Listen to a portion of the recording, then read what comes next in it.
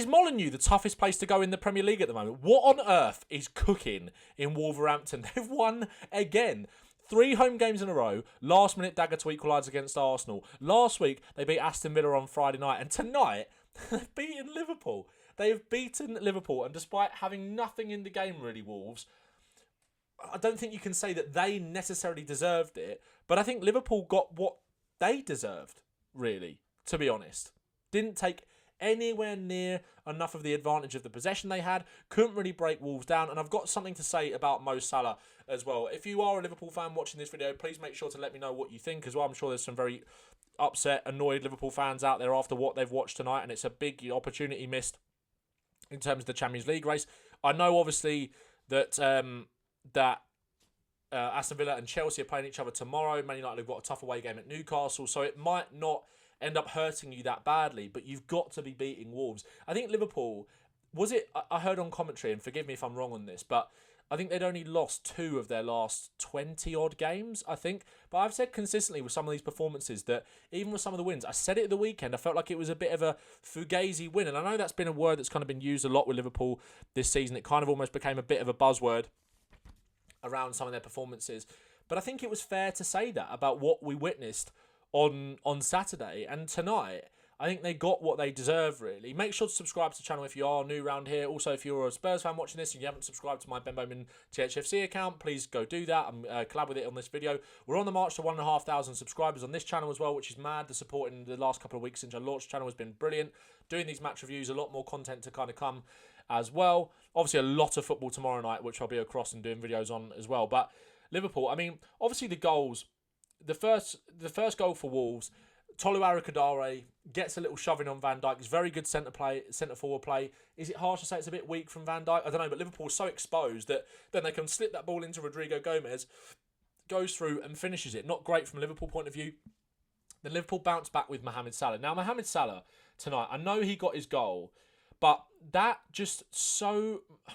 He reminded me so much tonight, and what I've seen in what I've seen this season, really. Any Spurs fans that are watching this video, I think, will resonate with this. I think Mo Salah is really reminding me of Heung-min Son's last season at Spurs last year, where his penultimate season, the first season under Ange, where, to be fair, unlike Salah last year, we were only playing in the Premier League. We didn't have any European football, got knocked out of the League Cup very early and then the FA Cup in the 4th round as well. So Son only played 36 games in that first season under Ange for Spurs. But he came away with 17 goals and 10 assists in the Premier League. 27 goal contributions for a player that I think was 32 at the time. Obviously, Salah is 33 now. Was still very decent and was able to get a lot out of him. And then obviously last year there was a bit of a big kind of drop-off in terms of his performances. The numbers didn't suffer loads necessarily. Obviously, he played a lot more football though, so his goals and assists per minute were down massively. I think he ended with 11 goals and 11 assists last season, Son, across all competitions. Had some decent moments, but so much of the time you were just looking at a player that you just felt like was just past it.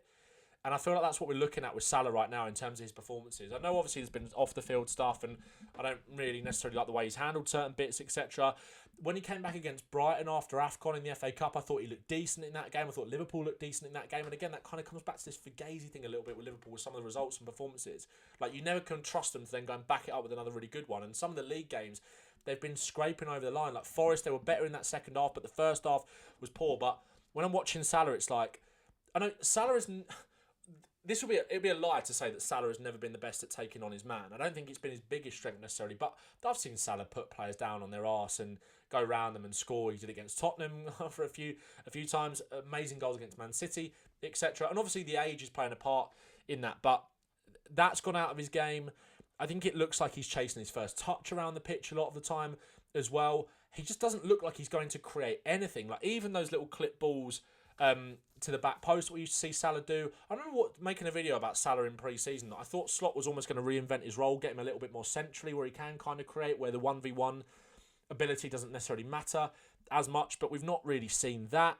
And even though he got his goal, which I think Jose Sarr should have saved anyway. I know it was good from a Liverpool fan's point of view, I guess, to see him capitalise on a mistake, drive into the penalty area and finish it regardless. But even the goal was like not particularly convincing and probably shouldn't have gone in. But you're just watching a player that I think needs to be moved on. And I think I said it the other day that in those two wide areas with Gakpo and with Salah, I just feel like Liverpool have still got a fair bit of money to spend in the summer on those two positions, and not getting in the Champions League could really kind of hinder them. But again, look, how does Slot go about fixing that problem next season if he's still here or another manager's there? Do they have to get... Obviously, you've got Isak to come back as well. How does it then work with Isak and Ekitike? You know, kind of finding the right balance and the right system to allow those guys to be able to play. You've obviously got Rio and Gamoa, who is knocking on the door massively. I don't really know what much more he can... I know he got more minutes tonight. Came on 65 minutes, a bit earlier than what we've been seeing him under Slot, which I think has been a bit of a frustration from Liverpool fans who feel like Slot's kind of got this love in a bit with Gakpo. Rio and Gamoa is ready to play at this level. He's 100% ready to play. He makes things happen. You can see by his match rating there the impact that he had when he came off the bench. Jose Sa made an excellent save from a Rio Ngamoa shot that took a slight little nick and he tipped it onto the post. But he's a live wire. He's not scared to take players on. He's got that fearlessness of youth and he's got quality to back it up as well. Like every time I feel like I watch him come off the bench for Liverpool, from an outsider's point of view, it just seems crazy that he's not being trusted and not being given more minutes. And again, to go back to the Spurs thing for a sec, like we had this a little bit last year with Mikey Moore, who obviously similar age to Rio, a little bit older than Rio, was playing well in the Europa League, was getting minutes off the bench and looking decent as well in the Prem. But we felt like, right, let's just see him start in the Prem, see what he's kind of got about him.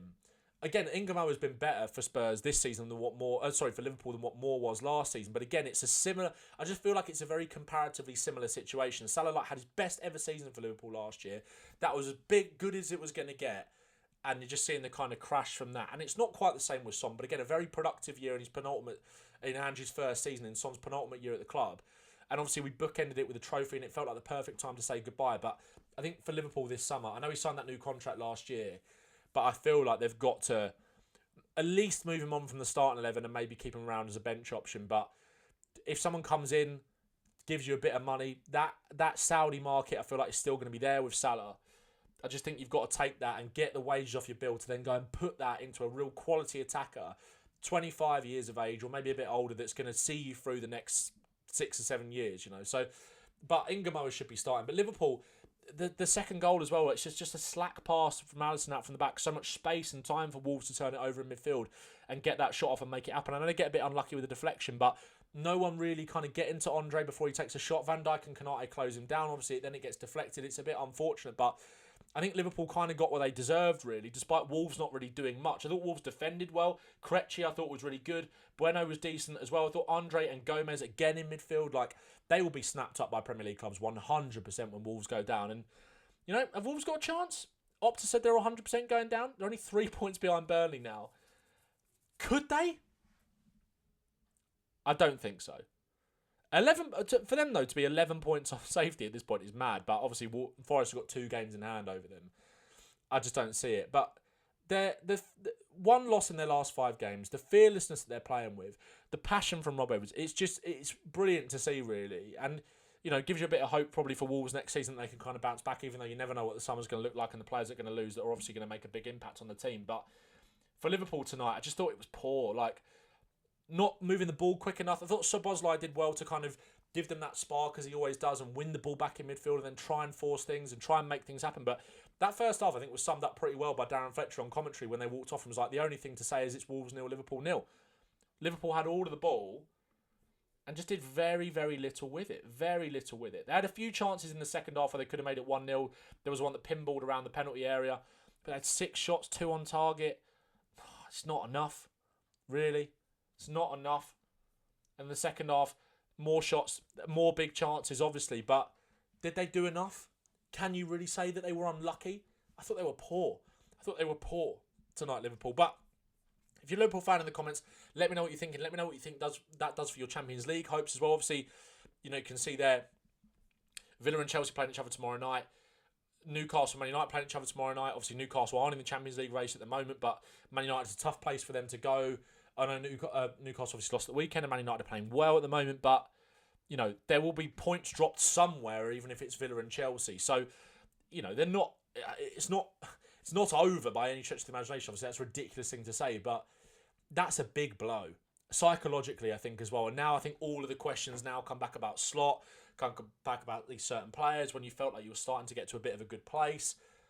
It's not good. It's not good. Let me know what you think in the comments, guys, and I'll see you in the next video. Make sure to subscribe if you haven't already, and let me know your thoughts in the comments.